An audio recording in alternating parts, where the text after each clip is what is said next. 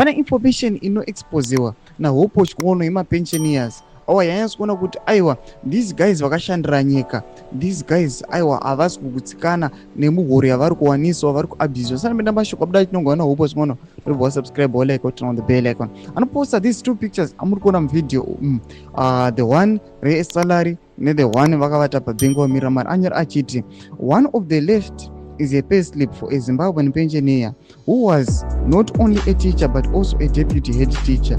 He was paid 103 ZiG, which at today's fixed exchange rate is $7 or 132 rand. He's a victim of Nagawa Sport Up the Rule, which has ruthlessly looted public funds at the expense of Zimbabwean citizens.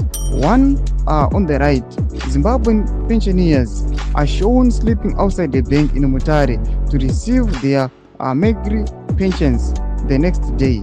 Mnangagwa has taken advantage of the lack of opposition in Zimbabwe by sponsoring imposters with the assistance of the country's corrupt and captured judiciary. Domasho vanobuda chitsvaga panapa nahope chikuono achiti aiwa this issue inofana kuadresiwa nokuda kuti vakomana ava vakashandira nyika yedu vanofanira kupiwa in appreciation kuti ava vakura havangaramba vachirara pamabhengi kuti vareceive mari dzavo wese mari dzacho dziduku, mari dzacho hadzingatomonzi nyangwe mwana ane 5 years angakwanisa kurarama nemari iyo. Tidze mafungiro empi nayo comment section medu, tisakanganwa subscribe or like, turn on the bell icon.